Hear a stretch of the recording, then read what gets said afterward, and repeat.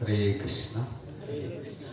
ओम ज्ञानतिमिरान्धस्य ज्ञानाञ्जनशलाकया चक्षुरुन्मीलितमेन तस्मै श्री गुरुवे नमः।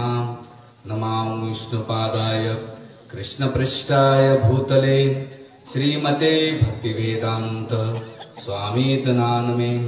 नमस्ते सरस्वती देवे गौरवाणी प्रचारिणे निर्विशेषा शून्यवादी पाश्चात्यदेशतारिणी। वाञ्छाकल्पतरुभ्यश्च कृपा सिन्धुएव च पतितानां पावनेभ्यो वैष्णवेभ्यो नमो नमः। जय श्री कृष्ण चैतन्य प्रभु नित्यानंद श्री अद्वैत गदाधर श्रीवासादि गौर भक्तवृंद। हरे कृष्णा कृष्णा कृष्णा हरे हरे, हरे राम राम राम हरे हरे। मुखं करोति वाचालं पंगोलयति गिरिं यत्कृपातमं श्री गुरुदीनतारिणी परमानंदमाधवं श्री चैतन्येश्वरं। हरे कृष्णा। सर्वप्रथम मी हरिभक्तपरायण नामदेव महाराज यांचं कृतज्ञता व्यक्त करतो। या अतिशय सुंदर कार्यक्रम त्यांनी ठेवला आहे। सर्वप्रथम इथे जे मान्यवर बसलेले आहेत परमपूज्य महेशानंदपुरीजी महाराज, त्याच्यानंतर परमपूज्य रसानंदपुरीजी महाराज, त्याच्यानंतर सुरेशानंद महाराजजी आणि कैलासानंद महाराज यांचा पण मी आभार व्यक्त करतो। तर आज खरं तर सांगायचं म्हणजे तीन प्रवणी आहे।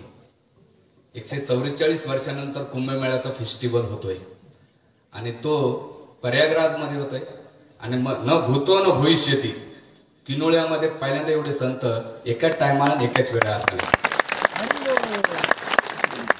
दुसरी पर्वणी अशी आलेली आहे की वर्षातून आपण नोव्हेंबर महिन्यामध्ये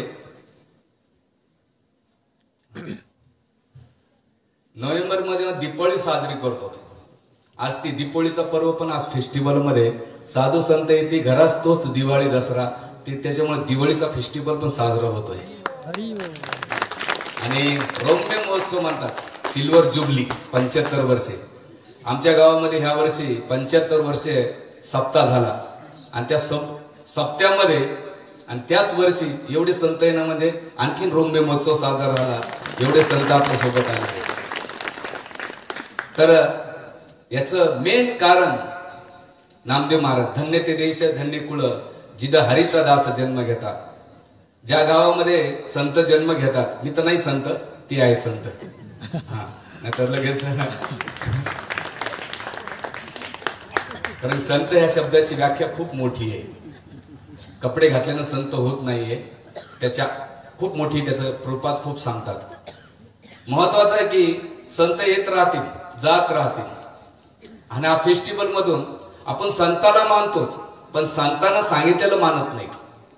म्हणजे भगवान कृष्णाला मानतात पण भगवान कृष्णाला सांगितलेलं मानत नाही। संत इथं घसा कोरडा करून जातील, संत संमेलन होऊन जाईल। मी थोडा फटकळ स्वभावाचा माणूस आहे, मला जर कपट चालत नाही। कारण कार्यक्रम सप्ते होत चालले, मंदिरे बांधतायत पण पूजा करायला कोण नाही, गळ्यात माळा घातल्यात जप करायला कोण नाही, घरामध्ये ग्रंथ वाढतायत पण वाचायला कोणी नाहीये। त्यामुळे संत काय आपल्याला शिकवतात त्यांना मानण्यापेक्षा त्यांनी काय सांगितलं ते मानलं पाहिजे। त्याला म्हणतात खरं संत संमेलन। आले, दर्शन घेतलं, 10 रुपये दिले, पाया पडले, महाराज त्यांच्या गावाला, तुम्ही तुमच्या घरी, काय फरक पडतोय? जीवनात काय परिवर्तन होतंय? मी काय घेतलं? काहीच नाही। डोक्यावरला मळ वाढतो, बाकी काही होत नाही। म्हणून सांगण्याचा मुद्दा असा आहे की आपण संतांच्या संगती तोच मनमार्गती, पोपटासारखे सगळे पाठ करतात पण ते जीवनात आत्मसात करणं खूप महत्वाचं आहे। म्हणून हे संत आपल्याला सतमार्गाकडे घेऊन जातात, भगवंताकडे घेऊन जात आहेत। म्हणून भगवंताची वपू सेवा करण्यापेक्षा वाणी सेवा केली पाहिजे। वपू सेवा म्हणजे काय? त्याला जेवण घातलं, या महाराज आमच्या घरी या, तुमचे पाय धुतो, हळदी कुंकू लावतो, जेवण खाऊ घातलं, जाताना पाकिट दिलं, आम्हाला वाटलं लय पुण्य भेटलं। वाणी सेवापेक्षा, वपू सेवापेक्षा आचार्य म्हणतात वाणी सेवा केली पाहिजे. जी वाणी आपल्या जीवनात परिवर्तन आणू शकते, आपल्या जीवनाला भगवंताकडे घेऊन जाते, ती वाणी खूप महत्वाची असते. म्हणून सांगण्याचा मुद्दा आहे, कार्यक्रम होत राहतील, सप्ते होऊ राहिलेत, भंडाऱ्याचे कार्यक्रम होत चाललेले आहेत, खातातून लोक निघून चाललेत, पण माझ्या जीवनात, व्यक्तिगत जीवनात काय परिवर्तन होत आहे याला आत्मपरीक्षण करणं खूप महत्वाचं आहे. आणि जोपर्यंत ते आत्मपरीक्षण करत नाही तोपर्यंत आपल्या जीवनातला काहीच उपयोग नाहीये. आणि म्हणून गेल्या 75 वर्षामध्ये मी लहानाचं मोठ्या गावामध्ये झालो, खूप लोक पाहिले, महाराज लोक बदलतायत पण लोक बदलत नाहीत. आम्हाला वाटतं महाराज बदलला की माझ्या जीवनात, अरे काय होतंय महाराज बदलला, तुझ्या जीवनात काय बदल झालाय? महाराज बदलून चालत नाही, मी किती बदललोय. आणि इथे सांगण्याचा मुद्दा, लोकांना बदलण्याचा प्रयत्न नका करू. जे लिडरशिप फॉलो करतात, जे स्वतःला लीड करतात, समाजाला लीड करतायत, पुढारी करण्याचे भरपूर आहेत ना लोक, पुढारी व्हायला तयार आहेत. पुढारी होणं सोपं आहे, पण ते आचरणातून लोकांना शिकवणं त्याला म्हणतात पुढारीपणा. कपडे घातल्यानं पुढारी होत नाही. म्हणून जे कार्यक्रम ठेवतायत, कार्यक्रम ऑर्गनाइज करतायत, त्यांनी पहिले ते आचरणांना त्यांना आपोआप फॉलो करतात. म्हणून भगवंत गीतेमध्ये म्हणतात, ये देत आचरिती श्रेष्ठा. जे तुम्ही वरिष्ठ फॉलो करता ते ज्युनियर त्यांना फॉलो करतात.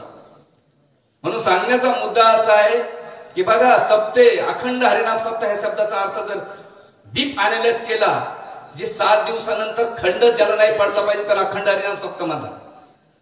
आणि या 7 दिवसामध्ये बॅटऱ्या चार्ज करायच्या असतात, त्या वर्षभर बॅटऱ्या चालल्या पाहिजे. म्हणून वर्षभरातून कोणी कोणी संत बॅटऱ्या चार्ज करतात, पण सप्ताह संपल्या की बॅटरी डिस्चार्ज. आपण अभंग तले म्हणतो, स्वर्ग सुखाचे आगर टाळ कुठं कुठं झालेत, नंतर बाहेर गेले की तंबाखू मध्ये सुगरू सुगरू शोधतोय. स्वर्ग कुठं शोधतोय? तंबाखू मध्ये. स्वभावामध्ये, व्यवहारामध्ये काही बदल होत नाहीये. काय बदल होतोय?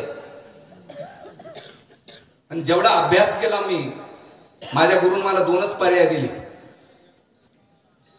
एक म्हटले, बघ तुला नारायण पाहिजे की लक्ष्मी पाहिजे? मला काही प्रश्न नाही कळाला. नंतर सांगितलं लक्ष्मी म्हणजे पैसा, मग बाहेर निघ. नारायण पाहिजे, इथं राह. आणि नारायणाच्या मागे लागलं तर झोपायला जागा भेटली आणि खायला प्रसाद भेटला तर समाधान भगवंत भेटतील. आणि लक्ष्मीच्या मागे लागशील तर तुला भगवंत कधीच भेटणार नाहीत. आणि इथे सगळा क्राऊड, ते संत असो, लोक असो, लोकांच्या नजरेत बनण्याचा प्रयत्न करतायत, पण भगवंताच्या नजरेत बनण्यासाठी कोणीच प्रयत्न करत नाहीये. वाक्य एकदा पुन्हा एकदा ऐका. आपली सगळी मरमर कशासाठी चालली माहिती का? लोकांच्या नजरेत बनण्यासाठी प्रयत्न करतोय आपण, पण भगवंताच्या नजरेत बनण्यासाठी आपण काय करतोय? मला काय वाटतं हे महत्वाचं नाही, तुम्हाला काय वाटतं हे महत्वाचं नाही. भगवान पांडुरंगाला आणि संत तुकारामाला काय वाटतं हे महत्वाचा विषय आहे. कधीतरी संतांच्या दृष्टिकोनातून बघा, जे प्रामाणिकपणे भगवंताकडे घेऊन जात आहेत. आपले मन आया मन में चलो तपोवन में, सगळे तीर्थयात्रा करून चाललेत. भरपूर आता पर्याय, अरे अंगाचा मळ निघतोय पण मनाचा मळ कुठे निघतोय तुझ्या? आजच मी एका गावात जात होतो, ते मला मी 2 धामावून आला, अख्खं गाव जमा झालं ढोल ताशा करायला. का? माझं स्वागत सत्कार करावं. म्हणजे तुम्ही देवदेव करता पण त्याच्यामध्ये मान सन्मान प्रतिष्ठाची अपेक्षा ठेवतायत. याचा अर्थ काय? की तुम्ही भगवंताच्या नजरेत बनण्याचा प्रयत्न नाही करत, तुम्ही लोकांच्या नजरेत बनण्यासाठी हे सगळे प्रयत्न करताय. लोकांच्या नजरेत तुमच्या जोपर्यंत पद आहे, पैसा आहे, शरीर आहे, तोपर्यंत तुमची किंमत करतात. आणि एकदा पद पैसा गेला रे गेला की तुमची किंमत 0 होऊन जाते. पण भगवंताच्या नजरेत बनण्यासाठी तुम्हाला भौतिक दृष्टिकोनाची कोणती गरज? कोणती महाराणी म्हणते अकिंचन गोचर. अरे तुला काही गरज नाही, तू निर्धन राहा पण भगवंताची प्रामाणिक भक्ती करा. लोकांच्या जगात मान सन्मान भेटेल पण भगवंत नाही भेटणार. म्हणून आध्यात्मिक जीवनामध्ये गांभीर्य आणि प्रामाणिकता पाहिजे. गांभीर्य कशामध्ये? साधनेमध्ये गांभीर्य पाहिजे आणि सिद्धांताच्या प्रती प्रामाणिकता पाहिजे, तेव्हा भगवत प्राप्ती होती. आणि महाराजांनी मला जो विषय दिला 15 मिनिटं ऑलमोस्ट झालं काय? नाही ना? बोलून घेऊन हा सगळ्यांना मी पाहिलं की कार्यक्रमानंतर काय होतं भाऊ आपल्या, म्हणून जे लीड करतायत पुढारी आहेत, मी कोणाला व्यक्तिगत टीका करत नाही, व्यक्तिगत घेऊ पण नका. स्वतःच्या आचरणातून शिकवा. आणि व्यसनमुक्ती जे म्हणतात ना, मी माझ्या जीवनामध्ये महाराष्ट्र इस्कॉनमुळे मला खूप फिरायला भेटलं. जी मला लायकी नव्हती, लायकीपेक्षा मला ह्या संस्थेनं मला दिलं. पण मी पाहिलं जी मेडिसिन्स तुम्ही खाताय, मेडिसिन्स खाल्ल्यानंतर दोन गोष्टी होतात. एक म्हणजे शरीराचा रोग निरोगी, शरीराचा रोग निघून जातो आणि शरीर निरोगी होत जाते, आजार निघून जातो आणि शरीर निरोगी होऊन जाते. त्याच प्रकारे अध्यात्म जर तुम्ही प्रामाणिकपणे केलं, भक्ती केली, तर तुमच्या जीवनामध्ये, तुमच्या स्वभावामध्ये, तुमच्या व्यसनामध्ये फरक पडल्याशिवाय राहत नाही. आणि त्याचा दृष्टिकोन, त्याचा सिद्धांत शिलप्रभुपादाने जगभरामध्ये केले. तुम्ही प्रामाणिक भक्ती करा, भगवंत आपोआप तुमच्या जीवनात बदल होते. लोक काय करतात, निस्तेवरचीवर गुळण्या मारतायत. गुळण्या मारणं म्हणजे, मला एकानं प्रश्न विचारला होता, का हो महाराज 10-15 वर्षून जप तप करतोय, सत्संग करतोय, भांडारे खातोय, द्वादशी एकच सोडली नाही गावची, पण माझ्या जीवनात काही बदल नाही झालो बुवा, काही मजा नाही तुमच्या मंत्रतंत्रामध्ये, तर तुम्ही ढोकसला चालू आहे तुमचा. मला छान प्रश्न विचारला राजा. पहिल्यांदा असं कोणतरी प्रश्न विचारला. म्हटलं एका साधूकडे असाच एक शिष्य होता. आणि साधू महाराज तुमच्या आश्रमामध्ये राहिलो, कंटाळा. म्हणजे काय रे बाबा, का बरं तू कंटाळा का आलाय? म्हणे महाराज माझ्या जीवनात बदल घडत नाही. काय होत आहे, बदल घडत नाही. त्याचं कारण काय? ते म्हटले की मी जे सांगितलं तो पालन करतो का? हो म्हणले महाराज मी पालन करतो. काय करतो? तुम्ही सांगितलं म्हणून जप करतो, तप करतो, ध्यान धारणा करतो, ग्रंथ वाचतो, सगळं करतो, तीर्थयात्रा करतो, पण माझ्यात बदल होत नाही. त्याचं कारण काय? मला एक काम करे, दारूच आपले तांबे घे आणि जा समोर आणि दारू घेऊन ये. म्हणे अहो महाराज अचानक दारू प्यायला सांगतात. अरे जा घेऊन. ते गेला तो आणि दारू घेऊन आला. मला बस आणि गुळण्या करून थुंकून टाक. थुंकून टाकल्यानंतर सगळे दारू त्यानं संपवली आणि म्हणलं महाराज दारू संपली. गुरुने विचारलं काय रे नशा आली का? म्हणजे कस काय येईल महाराज नशा? जेव्हा ती आतमध्ये उतरली तर नशा येईल, वरचीवर गुळण्या मारल्या नशा नाही येणार. तसं म्हणलं राजा, अध्यात्मामध्ये स्वतः आत्मसात केला तर परिवर्तन होईल, वरचीवर गुळण्या मारू नका. आत्मसात करा म्हणजे भगवंताची भक्ती करा. भक्ती या शब्दाचा अर्थ काय? प्रेममयी सेवा करणं. आणि त्या भक्तीची सुरुवात आहे, प्रल्हाद महाराज म्हणतात, श्रवणम कीर्तनम विष्णू स्मरणम अर्चनम वंदनम दास्यम साख्यम आत्मनिवेदनम. ही नविदा भक्ती दिलेली आहे. आणि त्या नविदा भक्तीचा पहिला स्टेप आहे श्रवण करा. पण श्रवण कोणाचं करतो आपण? जिथं मनोरंजन आहे, बाबा लोक हसवतात, तुम्ही हसतात. अरे तुम्हाला जर एवढंच मजा हसायची गोडी असेल तर टीव्ही चॅनल बघत बसा ना. त्या सत्संगाला, त्या कीर्तनाला मनोरंजन साधन कशाला बनवताय तुम्ही? काय भेटतंय तुम्हाला? जीवन हसून हसून आपल्या जीवनाचा खोकळा झालाय तरी आपण दात काढत बसतो. अरे तिथं भगवंताची वाणी बोलली पाहिजे, तुकाराम महाराजांची वाणी बोलली पाहिजे, जी भगवत ज्ञान वैराग्य भक्ती, ज्ञानाबरोबर भक्ती झाली पाहिजे, भक्ती बरोबर वैराग्य आलं पाहिजे. पण कोणाला भक्ती झाली, कोणाला वैराग्य निर्माण झालेलं आहे? कोणाला काही नाहीये. म्हणून मुद्दा असा आहे की भक्ती करा. त्या भक्तीची सुरुवात आहे हरिनामाचा जप करा, कोणताही करा. रामकृष्ण हरा करा, रामकृष्ण हरी, गोविंद गोपाल, मधुसूदन, पद्मनाभ, नारायण, जे तुम्हाला भगवंताचं नाव आवडतं ते करा. गाव गप्पा मारायला, गावचं धुणं धुवायला वेळ आहे, पण भगवंताचा जप करायला कोणाला वेळ नाहीये. माझं बोलणं कदाचित पुढच्या वेळेस मला गाववाले बोलवणार नाही आणि मला त्याची अपेक्षा पण नाही. होईल तर पण इलाज हमखास. म्हणून डॉक्टर आणि साधू यांनी कधीच नाही का, आणि आमचे गुरु महाराज म्हणतात जे तोंड चोपडे असतात ना, आणि काय शब्द वापरला, तळ चाटवे आणि तोंड चोपडे गुरु कधी होऊ शकत नाहीत. वाक्य खूप कडक आहे. म्हणून डॉक्टरनं जे पेशंटच्या गरजेचं आहे ना तेच इंजेक्शन आणि ऑपरेशन केलं पाहिजे, आणि साधूने कधीच नाही केलं पाहिजे. त्याचं तुमचं भलं होणार नाही आणि समाजाचं पण भलं होणार नाही. म्हणून मायबापानं जीवनाला गांभीर्याने घ्या, मनोरंजन करू नका. आपल्या जीवनाचं ऑलरेडी एवढं मनोरंजन केलंय, समाजानं केलंय, परिवारानं मनोरंजन केलंय, अध्यात्माला तरी मनोरंजन नका करू. त्यासाठी की आपल्याला व्यसनमुक्तीकडे जायचं असेल, मी शेवटचं उदाहरण तुम्हाला 2 मिनिटं घेतो, क्षमा असावी. माझंच माईक आणि माझंच ऐक असं झालेलं आहे. माझंच माईक आणि माझंच ऐक असं नाही, नाहीतर आमचे गुरु म्हणतात एकदा माईक घेतलं की माईकीला होऊन जातात. तुम्ही जास्त टेन्शन नका घेऊ.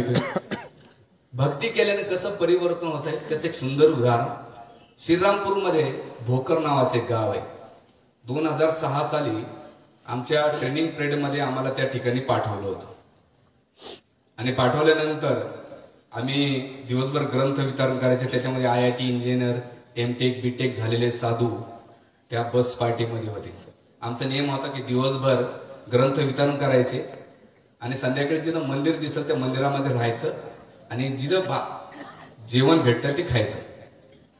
तर आम्ही शोधत असताना एक दिवस आम्हाला असं सकाळपासून संध्याकाळपर्यंत जेवण नाही भेटलं. तर श्रीरामपूर जवळपास एक गाव होतं, तिथे एक शिवसेनाचा एक मोठा तालुका प्रमुख होता. त्यानं पाहिले, अरे या हरिकृष्णामध्ये काय होतं, म्हणलं अहो इथं एखादं मंदिर आहे का? म्हणजे आहे ना, इथं मारुतीचं मंदिर आहे, या म्हणे अहो माऊली आम्ही सकाळपासून काही जेवलं नाही, 3-4 भाकरी भेटतील का आम्हाला? आता हे IIT इंजिनियर यांना कधी भाकरी नावाचा प्रकार माहित नाही, सगळे चांगल्या पोस्ट पोझिशनचे, ज्यांच्या पगार पाणी खूप मोठ्या. म्हणजे क्या होत आहे प्रभूजी भाकरी? बोले अनेक बात पता चलेगा, टेन्शन मत ले. और ठेसा, आता त्यांना ठेसा भी लय अवघड आहे. तर आम्ही गेलो आणि गेल्यानंतर थंडी भयंकर होते, झोपायचं कुठं? तर त्याचं घर होतं, छोटस मातीचं घर होतं. आणि म्हणलं आई प्रभूजी तुम्ही एक काम करा, आमच्या घरातच राहा. त्याचं घर एवढं आहे. मग काही जणांचं घर छोटं असतं पण मन खूप मोठं असतं. काही जणांचे घर खूप मोठे पण मन लय खडूस आहे स्वभावाचे, त्यांच्याकडे जाण्याची इच्छा पण नाही होत. आणि तरी मला या प्रभूजी कशाला? नका, त्याला तुमचं पुण्य पाहिजे असते. काही भेटत नाही पुण्य भाऊ, येड्याचा बाजार आहे. तुम्ही मनात काही करतात, त्याचे पाय ठेवले, त्याच्या पायाला माती आहे, काही नाही. श्रद्धा म्हणजे त्याने काय सांगतंय ते फॉलो केलं त्याला पुण्य म्हणतात. आले नाही.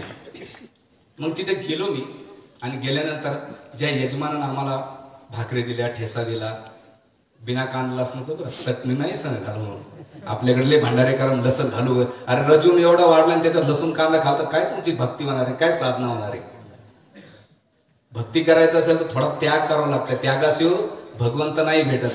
तुम्हाला इंद्रिय तृप्ती पण पाहिजे, भगवंत पाहिजे. कसे भेटते रे? तुम्ही स्वतःला फसवतात आणि समाजाला फसवतात. आणि मग तिथे गेल्यानंतर आम्ही त्यांना रात्री विचारलं, का हो तुम्ही हरिकृष्णाला कसे संपर्कात आले? ते म्हणले, बघा महाराज रात्रीचे 10 वाजले. ते म्हटले की बसा, मी तुम्हाला सांगतो. मी हॉटेल दारोड्या होतो, माझे 3 ढाबे होते, 2 मटक्याचे धंदे होते, आणि मी राजकारणामध्ये इन्व्हॉल्व होतो. पण एक दिवस माझे वडील मला खूप सांगून कंटाळले, पण मला नाही का हे सोडायचं नव्हतं. पण त्याच्या 8 दिवसापूर्वी माझे वडील म्हटले, अरे माझा भरोसा कधीच नाही, तू काय कर, माझ्या शरीर सोडण्याच्या पहिले दारू सगळं सोड आणि ज्ञानेश्वरी वाच. आणि त्याच्या 8 दिवसानंतर त्याचे वडील शिक्षक होते, मुख्याध्यापक होते. त्यांनी वडील वाढल्यानंतर 10-13 झालं, 1 महिना झाल्यानंतर रात्री स्वप्नात पुन्हा त्याचे वडील म्हणले, अरे चंदू दारू सोड रे राजा, हे चांगलं नाही तुझ्यासाठी. म्हणले दादा बरं ठीक आहे. गेल्यानंतर स्वप्नातून त्याचे वडील गेले. दुसऱ्या दिवशी त्यांनी दादाला सांगितलं, त्याचे दादा शुगर फॅक्टरीमध्ये मोठे अधिकारी होते. ते म्हणले, दादा मला ग्रंथ वाचायचे.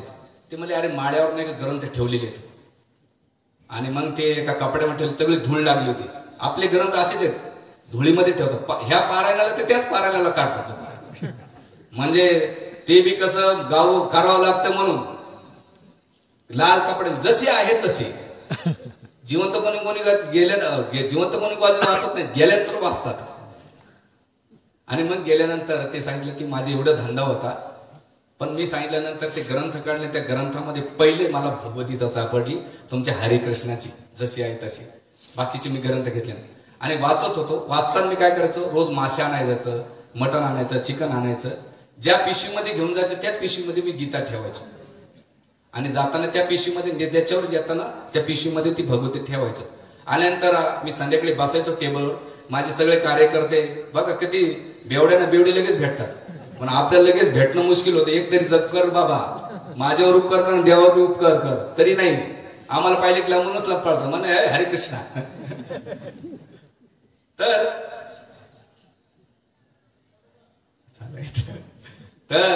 त्या गेल्यानंतर ते म्हणले की मी रोज हे करायचो आणि मी काय करायचो, असं भगवद्गीता वाचायचो आणि ते सगळे बेवडे बसायचे, नॉनव्हेज खायचो, दारू प्यायचे. असं करता करता माझे 6 महिन्यात 2 वेळा भगवद्गीता वाचून झाली. आणि झाल्यानंतर गीतेमध्ये सांगितलेलं की प्रभुपाद म्हणतात की सगळी गीता वाचल्यानंतर जप केला पाहिजे. आपल्याकडे बी गीता भागवत करते सर्वण, अखंड चिंतन विठोबाचे. कोण करते गीता भागवताचं वाचन कर, पण अखंड चिंतन कोणीच करत नाही. ते झालं पाहिजे. ज्या दिवशी तुम्ही माळा जप करता बघा, जे पोटात आहे तेच ओठात निघते. भगवान कृष्ण वसुदेवाच्या मनातून देवकीच्या मनात कसे प्रगट झाले. जर संत जे वक्ता आहे त्याच्या मनामध्ये भगवंत असेल, त्या वक्ता जेव्हा साधकाच्या मनामध्ये भगवंत घाले तर साधक सुद्धा भगवंत प्रगट करू शकतो. पण वक्त्याच्याच मनामध्ये भौतिक इंद्रिय तृप्तीची इच्छा, आकांक्षा, मान सन्मान, प्रतिष्ठा असेल तर त्याचे साधक पण तेच फॉलो करणार आहेत. म्हणून जे खाल्लं तेच वॉमिटिंग नाही आहे. काय लोक डिस्कशन करताना त्यांच्यावर कळते की त्याची लायकी काय, म्हणून आपल्या चर्चेचा विषय ते कळतंय आणि मग त्या मुद्दा साईडला चाललाय. पण मुद्दा असा आहे की ते व्यक्ती केल्यानंतर जप करीत होते आणि जप करता करता हळूहळू त्याने वाटलं की अरे आता हे धंदे बंद केले पाहिजे, म्हणून ते पंढरपूरला गेले. आणि पंढरपूरला गेल्यानंतर चंद्रभागेच्या काठ्याने का स्नानाला उतरले. उतरल्यानंतर कपडे काढले आणि आंघोळीला गेले. येऊन वापस बघतात ते त्यांचे कपडे गायब. आणि गायब झाल्यानंतर शोधत होते आणि कायकडे महाराजाचे इकडे तिकडे फिरत होते. अजिबात त्यांना काही कळत नव्हतं. आणि मग काय करायचं, त्या त्यांचे मामाले, मामाचीच मुलगी दिली होती. आणि मग आल्यानंतर काय बाबा, अरे इथं पण दारू पिऊन नाही म्हणले, मामा दारू नाही पिली म्हणजे त्यांनी कपडे घेऊन दिले. गेल्यानंतर तिथे हरिकृष्णाची दिंडी जात होती. मी माझ्या संस्थेचा प्रचार करत नाही, स्थिती सांगतोय. मी कोण्या संस्थेचा करत नाही. माझा दृष्टिकोन या कार्यक्रमाचा, हे प्रवचन झाल्यानंतर तुम्ही रामकृष्ण हरिमाळाचे एक जप केले तरी माझा कार्यक्रम सफल झाला. आणि तुम्ही जप नाही केला, माझा घासा पडला केला, तुम्ही टाइमपास केला, याच्या पलीकडे काहीच नाही. काय तुम्ही जाऊन जप नाही केला तर तुम्ही मनोरंजन केलं आणि मी घासा पडला केला, बाकी याच्या पलीकडे काहीच नाही. आणि गेल्यानंतर तो एक ब्रह्मचारी भेटला. म्हटला ब्रह्मचारी भेटला मला, मी 100 माळा करतो. अरे म्हटलं आम्ही इथं रोज 24 तास राहून 1 माळा होत नाही, तू 100 माळा कसा करतो, कसं दाखव. मग त्यानं माळा काढली ना, असे हरे कृष्ण हरे कृष्ण नुसत्या मनी वाढायचं काम केलं ना. काय जणांच्या माळा चिकण्या होता पण स्वभाव काही बदलत नाही. तसं झाल्यानंतर ते म्हटले अरे बाबा हे तसं नाही, माळा अशा करायच्या असतात, असे नियम असतात. म्हणजे तुम्ही व्यवसाय काय करा, म्हणजे 2 मटक्याचे धंदे आहेत, 3 दारूचे दुकान आहेत, ढाबे आहेत. म्हणलं एवढं आहे. म्हणलं अच्छा, म्हणजे तुम्हाला भक्ती करायची का, म्हणजे हे सगळं बंद कर. अहो म्हणजे बंद केलं माझं पोट पाणी कसं करेल. म्हणजे काळजी करू, हे भगवद्गीता घेऊन जा, तुझं भगवंत रक्षण करते. आणि तो आल्यानंतर त्याने ढाबे, दारूचं दुकान सगळं बंद केलं. आणि आल्यानंतर एका गावामध्ये गेला. नेमकं काल्याचं कीर्तन होतं, पण ते बाबा काही आले नाही. तिथं काय कारण होतं त्याच्याबद्दल डिटेल्स विचारू नका तुम्ही. मग करायचं काय, 12 वाजले, गावचे लोक बसले, इकडे भंडाऱ्याची तयारी झाली. करायचं तर काय करायचं. ते म्हटले भाऊ एकच कर, 1 तास नाही का आमचा निघून ने, तुझे सगळे गीता घेतो वरून दक्षिणा पण देतो तुला. म्हणले ठीक आहे. बसवलं, त्याने प्रार्थना केली. आतापर्यंत भाषण द्यायचा की त्याने गीता वाचला, पहिला स्कंद, दुसरा स्कंद आणि भगवद्गीता वाचली. डोळे बंद केले, तुकाराम महाराजाला प्रार्थना केली, माऊलीला प्रार्थना केली, पांडुरंगाला प्रार्थना केली. तुम्हाला विश्वास येणार नाही, 1.5 तास भगवत चिंतनाचे सुंदर प्रवचन केलं. आणि लोक मंत्रमुग्ध होऊन झाले. आल्यानंतर पाया बी पडले, वरतून दक्षिणा बी दिली आणि भगवद्गीता गेली. आणि त्या आयोजकांनी काय केलं, पैसे पण देऊन टाकले. आणि त्या दिवसापासून त्याने सगळं जीवनात परिवर्तन झालं. सांगण्याचा मुद्दा असा आहे, तुम्ही जर प्रामाणिकपणे भक्ती पालन केली तर तुमच्या जीवनातल्या वाईट सवयी सोडायला तुम्हाला वेळच लागत नाही. तुम्हाला आंघोळ करायची जर कंटाळा असेल ना, खाली शावर खाली बसून राहा, आपोआप स्वच्छ होऊन जाते. तसं हरिनाम जप करा, ग्रंथ वाचन करा. तुमच्या जीवनातला ज्या वाईट सवयी आहेत, स्वभाव आहे, ते कधी निघून जाईल तुम्हाला पण कळणार नाही. पण यासाठी प्रामाणिकपणे भगवंताच्या नावाचा जप करा. आणि वेद अनंत बोलीला अर्थ इतकाच साधिला, विठोबाची शरण जावे, निज निष्ठा नाम घ्यावे. भगवंताचं नाव घ्या आणि आपलं जीवन धन्य करा. याच्याशिवाय दुसरा पर्याय नाहीये. बाकी सगळं इथं राहणार आहे. आणि ह्या कार्यक्रमानंतर माझी एकच विनंती, माझ्या शब्दामध्ये तुम्ही दुखावला असेल मी माफी मागतो. माझी एकच तळमळतीने विनंती आहे, आम्हाला कडक बोलायला काही हे नाहीये, की तुम्ही जप करा रामकृष्ण हरी. गाव गप्पा मारत नाही. 2 माळा करा, 4 माळा करा, 5 माळा करा, जेवढं तेवढं जमन करा. त्या कपड्यानं काही होत नाही हो. हे कपडे बाह्य आहेत. भगवंत बाह्य नाही बघत, तुमची चेतना बघतात. आम्ही ब्रह्मचारी राहू, संन्यासी राहू, तुमच्या ग्रस्तापासून आमचा जन्म झालेला आहे. ब्रह्मचारी संन्यासी वानप्रस्थाला पोषण करण्याचं काम तुम्हीच करतायत. भगवंताला जन्म देण्याचं काम तुम्हीच करतायत. आमच्या तिन्ही आश्रमांपेक्षा तुमचा आश्रम सर्वश्रेष्ठ आहे. तुम्ही तेवढं तरी केलं तरी भगवत प्राप्ती आहे. वेळ जाऊ दे नका आणि आपल्या जीवनाला गांभीर्य करून भक्तीचं पालन करा आणि आपलं जीवन सफल करा. गोपाल कृष्ण भगवान की जय. हरे कृष्णा कृष्णा कृष्णा हरे हरे, हरे राम राम राम हरे. सॉरी वेळ जास्त घेतला, क्षमा. हरे कृष्ण.